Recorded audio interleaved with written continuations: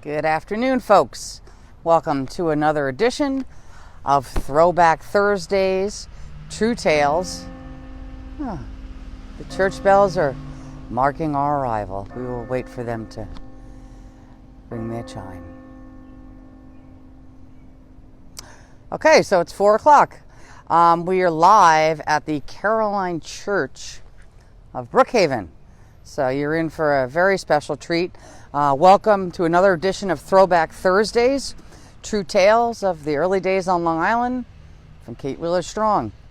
So we are holding strong here in New York. If you have not tuned into us before, hair's a little messier, a few more grays popping out, but we're holding on and keeping strong.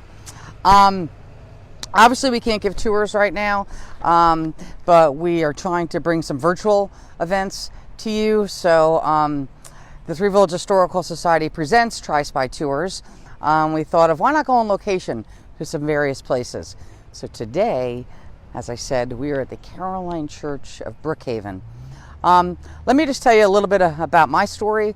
I'm often asked when I give tours, how did you get involved, in your passion for the spiring? So when I started this collaboration with the Historical Society 7 years ago, Brookhaven town historian Barbara M. Russell was quoted in the Times-Beacon Record newspapers saying, "Lucky is the child who hears the story from an elder and cherishes it for years." So I am that child. I first heard the story about the copper spiring when I was 7 years old. My best friend, and still a very close friend today, is Raymond Brewster Strong III. And we used to go visit Cousin Kate. We trekked through the woods of Strong's Neck, and she would tell us stories of long ago. And one of them was about Nancy and her magic clothesline. If you're familiar with the copper spiring, it was the band of brothers and perhaps a sister from Setauket, and one person from Oyster Bay was taken in later on. But the female member was Anna Smith Strong. And Kate, who we used to go visit, was the great-great-great-granddaughter of Anna Smith Strong. Most people refer to Anna as Nancy. So when Kate told us as young children when we were 7 years old about Nancy and her magic clothesline, you knew I was hooked. And I kind of took the story, through my childhood, and, as I grew older and traveled and finally came back to my roots of Setauket, I just fell in love with the whole community. We really feel at the Historical Society that the community is our museum. And I have to say, everywhere you turn, there's an artifact. So it's been a wonderful journey, and every day I learn something new. Someone comes on a tour, asks me a question, I may not have the answer. I certainly will dig like a good detective and try to find out what it is. And I've also have to give so much thanks to Bev Tyler, the Three Village Historical Society's historian, Barbara M. Russell, Brookhaven town historian. I spent countless hours picking her brain in her office, and Bev and I have chatted on numerous occasions. So without the two of them, I certainly would never be in the position I am today with the knowledge that I have. So thank you both. But let's get back to Kate. So Kate lived till she was 98 years old. She was an historian. She was blind the last 40 years of her life, but she was so passionate about storytelling. She would often have the local kids over for storytelling, and she said that she never felt blindness was a handicap. The only thing she missed was the look of spontaneity in the children's eyes as she was telling stories.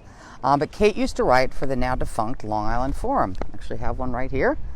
Okay, and that is a sketch of Kate on the cover. And she used to write True Tales from the Early Days on Long Island. It was a monthly publication. And then every December, the Long Island Forum and Kate would put together these True Tale books. Okay? And she would give them out to all the neighborhood children and to the neighbors, sort of a little holiday gift.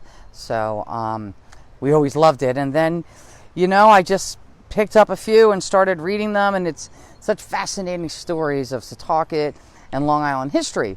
When the M.S. Clark Library, which we were at a couple weeks ago, reopens, they have probably about 50 of Kate's True Tales in the children's section. so I can you can go in there and take a peek at some of the stories. I'm fortunate enough to have some from when I was a child, but it's a great story. So anyway, what I thought of doing was every Thursday is doing these Throwback Thursdays and telling the true tales from the early days on Long Island. Coming up next week and the week after, we have the Historian's Pick. So we're going to read Bev Tyler's favorite true tale and why, and also Barbara M. Russell, Brookhaven Town Historian's favorite true tale and why she feels it's her favorite. But today, let's get back to the Caroline Church of Brookhaven, 1729. Wow! It was actually established in 1723. The building, which is behind me, was completed in 1729. It's listed, as you can see, on the National Register of Historic Places. It is the oldest continuously running wooden Episcopal church in the United States. Not bad, Setauket. There's one Episcopal church older, and that is in Virginia, and it is made of brick. Caroline Church of Brookhaven was originally known as Christ Church. The local townspeople at the time wanted to honor Queen Caroline, the consort to King George, and they renamed it Caroline. Now, local legend has it, and I've heard different tales, but allegedly Queen Caroline was so touched that these little people in the new land named a church after her. She actually sent over a sterling silver communion set, and the church still has it today. During the Revolutionary War, the British behind us was the Setauket Village Green, which was known as Meeting House Green. We were there a few weeks ago, but the British had a fort here, and we're going to talk a little bit about that today. But they, went to their church services here at the Episcopal Church, and they also used it as an infirmary. And there's a great little story that I uncovered several years back, and it talks about during the war. And you Turn fans are going to like this because I always like to point it out. Turn, if anybody watched Turn or is watching it now, great publicity, few inaccuracies.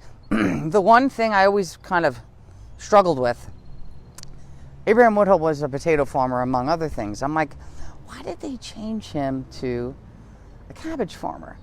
And we actually had a TV producer on a tour about 4 years ago, and that question came up, and he said, can't see potatoes, so they had to pick a crop you could see. So if anybody wanted to know why they picked cabbage, that most likely is the reason. But the pastor here at the time is preaching, and he says, here I am, preaching God's word to you, while your troops are outside stealing the potatoes. Didn't say the cabbage. Anyway, let's get to today's story. So today's story is Setauket in the Revolution. So it's a little bit longer, but I think it's fascinating when we discuss different places in the area.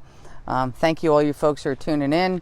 Craig, you should enjoy this. We're saying hello to some folks who are making comments. And again, if there's any questions, I'll answer them at the end. But here's hopefully some Setauket history you didn't know. Setauket in the Revolution by Kate Wheeler Strong. We have all heard of the Battle of Setauket, but only once since I became the fortunate possessor of Onderdonk's revolutionary incidents have I realized how many exciting events occurred at Setauket during those troubled days. It must be remembered that Onderdonk, that's a tongue twister, huh? Obtained much of his material from British sources. So, I was interested to learn that there were two battles at Setauket Green. The first, according to Thompson, was on August 14th, 1777. Colonel Parsons embarked from the Black Rock with 150 men in 6 whaleboats and a sloop carrying 1 cannon. I have written on that before, but now for Onderdonk's account. In 1777, Setauket was one of the British outposts. Colonel Hewitt, with 3 captains, Lester, Hewlett, and Allison, and 260 men were stationed here. Pretty impressive. Of course, the Episcopal Church, as the Church of England, was sacred to them. The Presbyterian Church, a mere meeting house in their eyes, was promptly turned into a fort. Of note, most Presbyterian churches on Long Island were turned into forts. 4 swivels were mounted at the gallery windows, and horses were stabled below.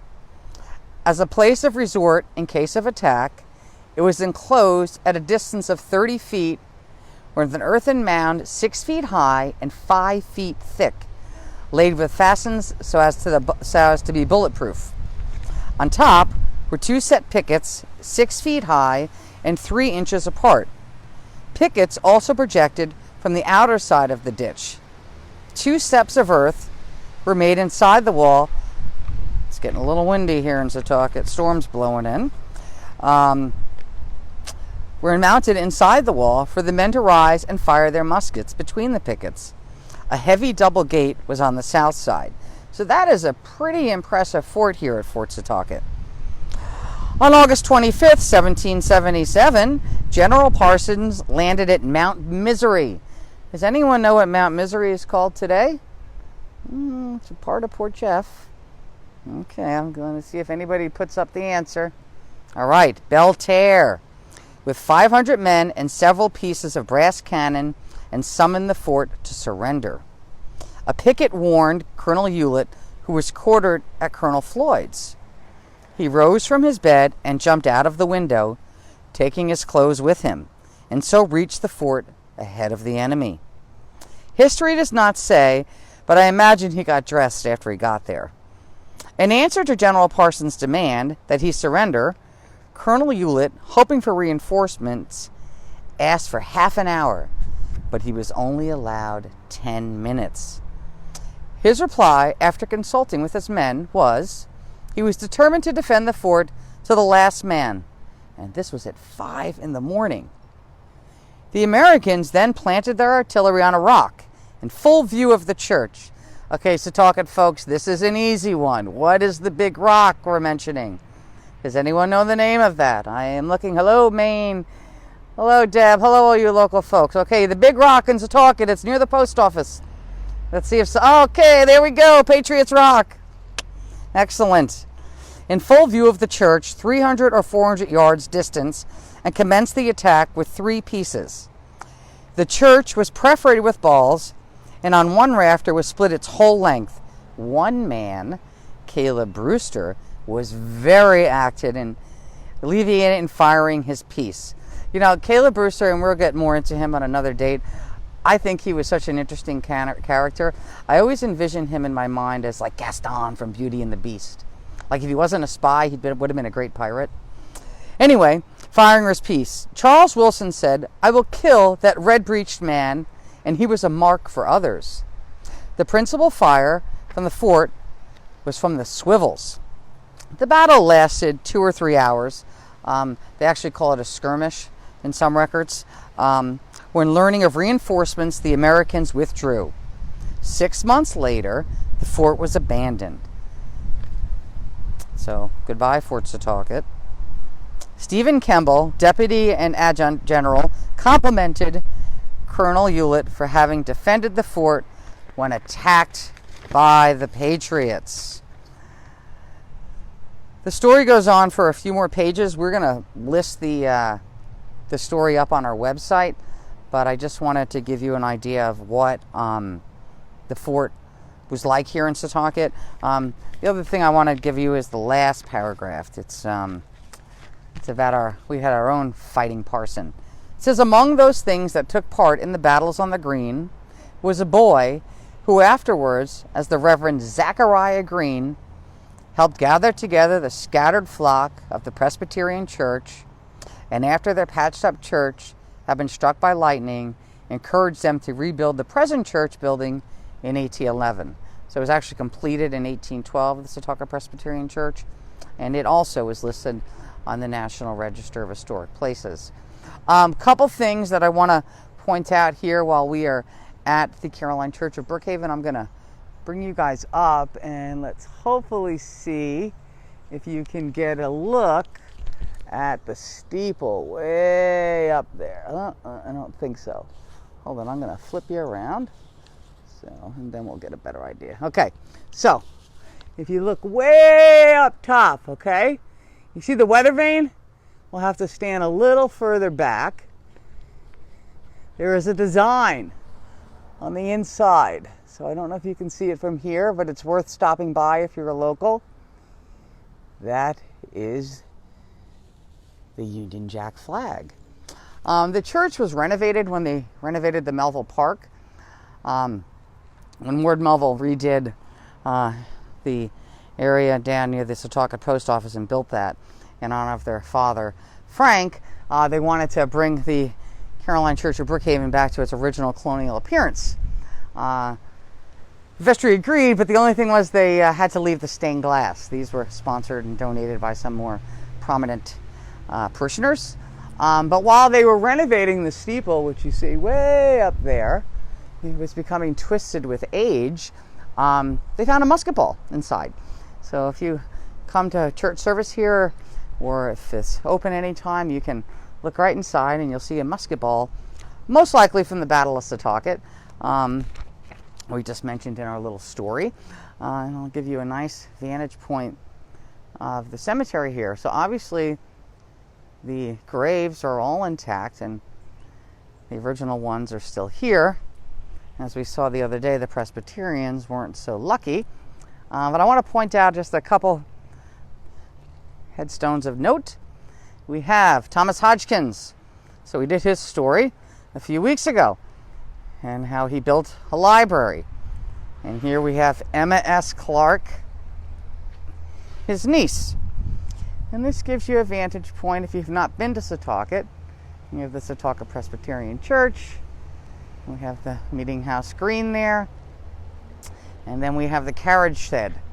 That was added on about 120 years later for more prominent residents to keep their carriages.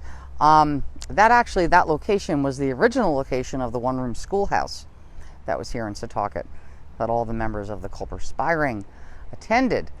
And then we'll just swing back around and look at the main entrance to the church, which is just such a pleasant place to view. It really is a special little gem we have here in Setauket. If you go to the Historical Society's website, I'm going to flip you guys around so you can say hello. They have a Donate Now button. Right now, we are not able to hold any of our events, which are our big money makers. So you guys can even give $5. That would be great. We are hoping to open up real soon. We miss you. We're kind of taking things day by day with tours. I'm hoping to get out on a kayak in the next few weeks, and we'll give you a virtual kayak tour and some of the things we see there. As I said, next week we're going to be giving the historians pick. So we're going to give Bev Tyler, Three Village Historical Society's historians' favorite Kate True Tale, and then the week after we'll let Barbara Russell, Brookhaven Town historian Barbara M. Russell, let us share her favorite true tale and why. But again, we really appreciate you tuning in, and things are going okay here in New York. I know we have a lot of out-of-staters, so we hope the same for your area. Keep on keeping on, and we will win this fight and this battle. And be safe, be healthy, and God bless you. And we hope to see you real soon. Thank you for tuning in for Throwback Thursdays, True Tales from the early days on the Long Island with Kate Wheeler Strong. Take care. Have a positive day. Bye.